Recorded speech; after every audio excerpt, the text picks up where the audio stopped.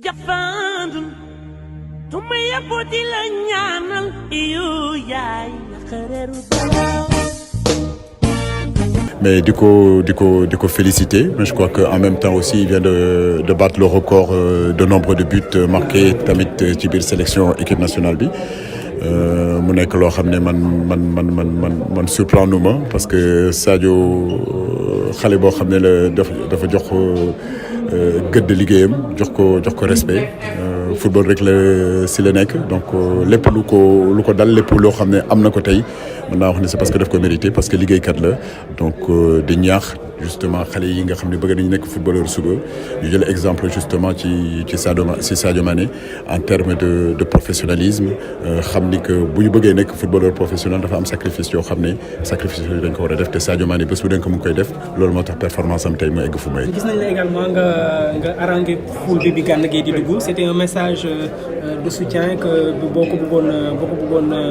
renforcer ci par rapport ak période yu mu traversé récemment wala c'était pourquoi précisément? Non, c'était pour l'encourager. Période où il passé récemment, tout le monde sait que c'est des périodes un peu délicates, c'est des périodes un petit peu difficiles. Donc là, il est chez lui, il est à la maison avec tout l'amour d'un peuple, avec tout l'amour d'un entraîneur, avec tout l'amour de ses coéquipiers. Donc il fallait qu'on lui montre que ñibbisi na te mi ngi dëkkam te que ñun ñëpp ñu ngi ci ginnaawam. Vraiment mu nekk loo xam ne lu am importance la il fallait quand même que public bi tamit ci boppam ñu wane seen bopp woon ni que ñu ngi ci ginnaaw Gana Gueye. waaw Pape Matar moom satisfaction la ci match bu mu def tey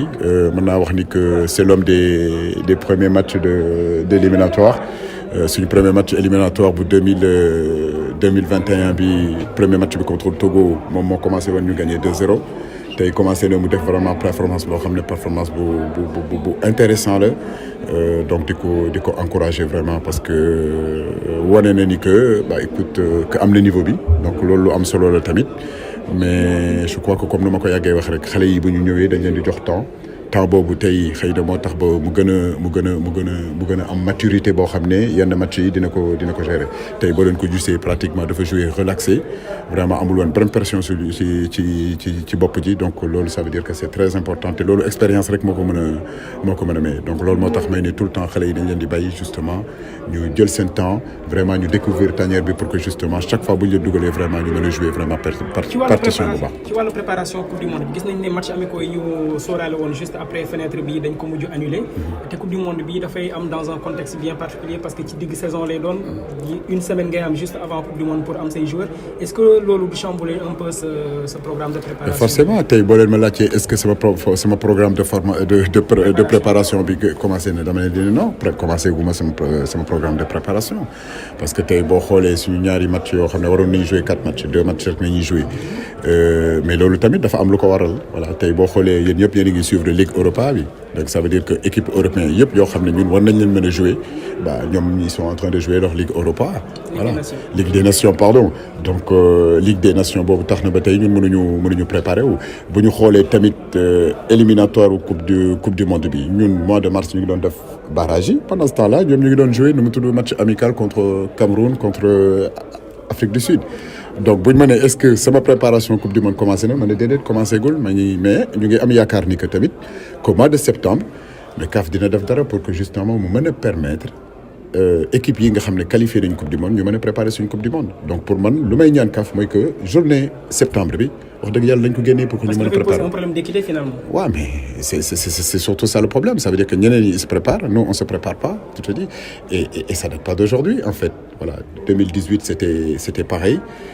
du ma nee ni que manque de préparation contre un match d'Amérique du Sud moo tax ñu perdre contre Colombie mais boo leen xoolee boo xool joué nañu Croatie pour préparer Pologne joué nañu Luxembourg pour préparer Pologne joué nañu Luxembourg kii nu mu tudd encore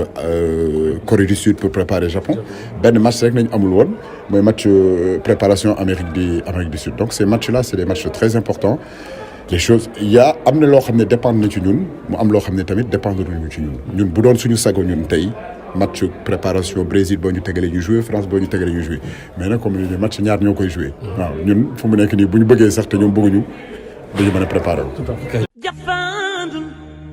tuma yaboti la ñaanal iyo yaay xareru